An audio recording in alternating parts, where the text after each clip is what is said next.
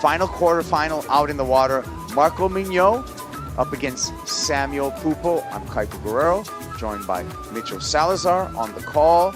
The USA, 8 surfers qualifying through the Challenger Series onto the championship tour from the United States of America. Here we go with Sammy Pupo. We're going to see him on tour, but he wants more than that. He wants the trophy, he wants the paycheck, and he wants the pride here in Brazil. The opening wave for Pupo. Yeah, and a real clean face. Was able to execute a beautiful snap, drifted the fins on the open wall right there, wrapped it back all the way, and the froth on the inside made this last section really hard just to read overall. Did well to fit in one more. Should be a decent opener for him, but the execution on the backhand for Pupo so far in this event has been flawless. As you can see right there, fully pushes that board around and slid the fins. Really love the way he's able to use his bottom turn to his advantage and even fade a little bit towards the whitewater to always keep himself in the pocket. And as you can see right here, tough section at the end, but did well to ride out of it, Kaipo. Should be a good score for him. Here we go, second wave for Marco Mignot. Marco, easy turn on the backhand there. Another easy carve. Looking his way down the line, has to go through a warble, and that warble gets the best of him. Have elevated each of their performances by their combined energy. Here we go with Marco Mignot. Ooh. On his third wave. Mignot finds a finish, looking to improve upon a 3.2. That's more like it. I was talking about the steeper sections that I want to see him on, and that was one of those waves right there, Kaipo. That's in the next 27 minutes. So looking at the replay here, sets things up right there. This second turn is beautiful. Real long, drawn-out bottom turn, and excellent execution for the third one as well. So good amount of consecutive maneuvers in a row, and all of them had a great amount of quality too. But this second one in specific was just beautiful to watch.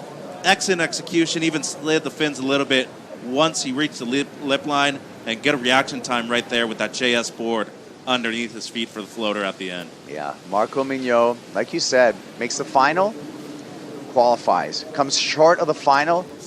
During the interview, you heard the applause, and that applause was for this ride by Sammy Pupo. Pupo getting busy here, off the bottom, off the top, and excellent score, 8.5 for Sammy Pupo on the replay, Mitchell. And a couple of destructive turns right there, Kaipo. Fully engaged on that first one, commits to it. And as I told you before, he's been lights out when it comes to these final sections too. His timing on that one was excellent. Look at the slow-mo right here. The way he drives off the bottom, his eye line is always on the lip line. Able to perfectly execute that first turn, even disengages the fins a little bit. But the way he's able to readjust and recompose himself in order to get the right amount of speed for this last section, it's been beautiful. The timing on point right there. And a lot of people always ask me, what's the perfect recipe for success to allow for a lot of spray to go outside? The championship tour. Talk about a movement. Yeah, and I can assure you that everybody from the San Clemente Border Riders, they're probably watching the event right now and celebrating themselves too. Cutting back to check out Sammy Pupo, takes a corner, and not a lot there. Now you can see Sammy Pupo, however, just unhinged, currently in the lead. Pupo chips into this one. This wave doesn't even break yet, but forms up on the inside.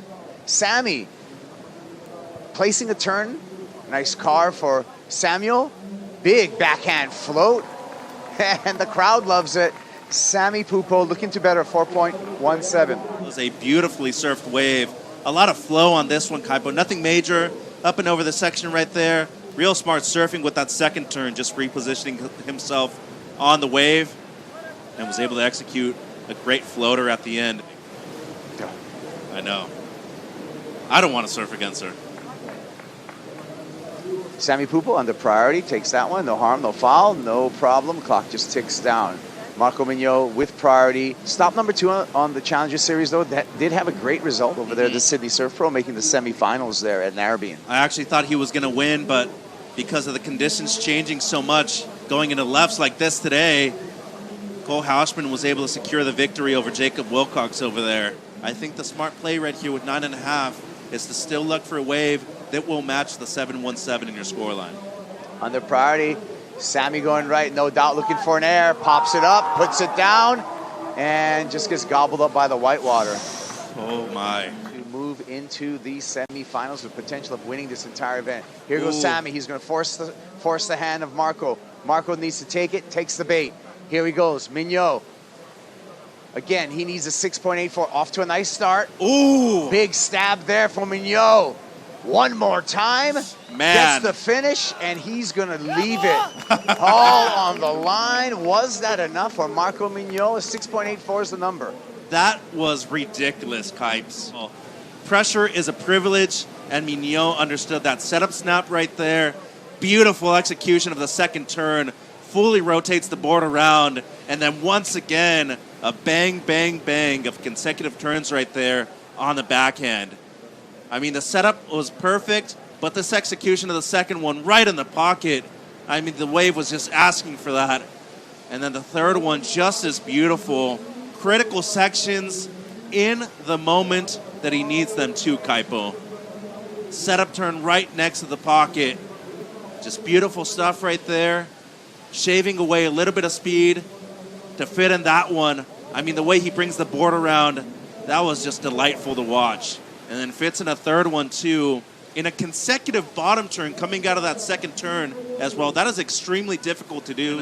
What a performance, what a comeback right there from Marco at the end. I think you mentioned the size of the wave, played a big factor in the score. The sections weren't as critical, but still, I mean, he has to keep his head up high right there. And Sam, moving through into the semis, Kaipo. We'll see Samuel Pupo in semifinal number 2 for the men up against Eli Hanneman.